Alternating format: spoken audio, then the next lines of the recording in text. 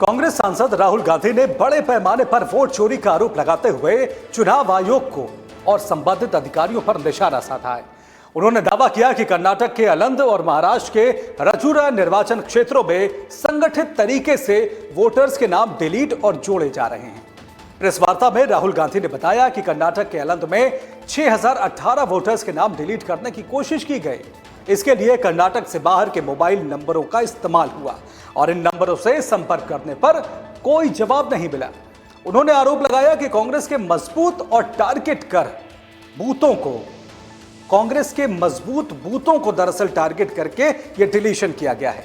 राहुल ने एक उदाहरण देते हुए बताया कि एक महिला गोदाबाई के नाम पर 12 वोटर्स डिलीट कर दिए गए और उन्हें इसकी कोई जानकारी ही नहीं थी।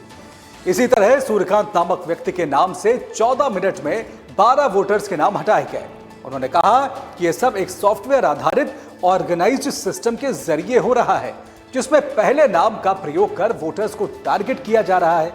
राहुल गांधी ने यह भी आरोप लगाया कि कर्नाटक सीआईडी ने इस मामले में चुनाव आयोग को 18 महीनों में 18 बार पत्र लिखा, लेकिन अब तक कोई जवाब नहीं मिला। सीआईडी ने डेस्टिनेशन, आईपी पोर्ट और ओटीपी ट्रेल की जानकारी मांगी थी। राहुल गांधी ने मुख्य चुनाव आयुक्त ज्ञानेश कुमार पर आरोप लगाया कि वो वोट चोरों की रक्षा कर रहे हैं। उन्होंने कहा कि उनके पास 100% सबूत हैं। What are we saying here? That the Chief Election Commissioner of India, Gyanesh Kumar, needs to stop protecting the people who are destroying Indian democracy.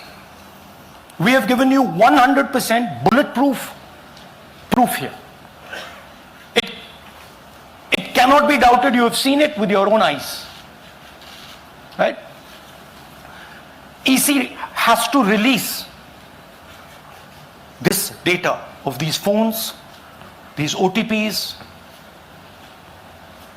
within a week. Otherwise, we will know for sure that Gyanesh Kumar is protecting the people who are destroying and attacking the Constitution. Thank you. Question is, who is the someone? And the answer is with the EC today. The Election Commission of India knows who is doing this. And I want every single youngster in India to know that they are attacking this. And this is your future. When they are not giving this information, they are defending the murderers of our democracy. And it is important that every youngster knows this. Your jobs, your future, your aspirations all come from this instrument. And the Chief Election Commissioner, Mr. Gyanesh Kumar, is not telling the CID of Karnataka who is doing this. This is not an isolated case. There are many such cases. Here is another one. Maharashtra, Rajura, same idea. 6,850 targeted voters added. Aland we caught deletions, Rajura we caught additions. But the basic idea is the same. Phones from outside, people who are supposed to have added voters don't know that they've added voters. People who've deleted voters don't know that they've deleted voters. You can see, you might remember that, those names there, JW, JW, JW, JW from the last presentation. Same model. So it's the same system that is doing this.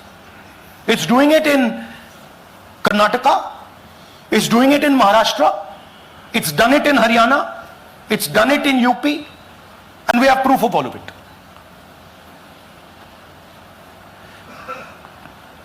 Names are being filled, addresses, the address is Sasti, Sasti, Sasti, Sasti. Name is UQ, JJW.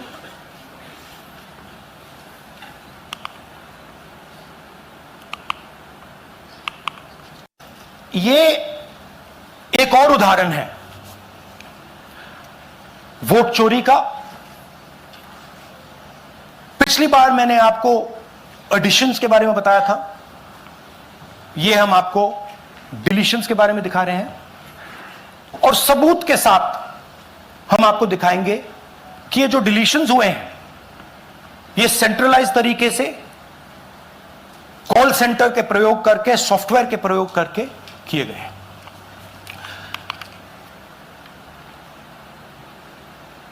हमारे पास इस presentation में जो मैंने आपको अभी दिखाया 100% सबूत है, प्रूफ है कि ज्ञानेश कुमार जी हिंदुस्तान के चीफ इलेक्शन कमिश्नर वोट चोरों की रक्षा कर रहे हैं, और यह मैं आपको अभी दिखाने जा रहा हूं।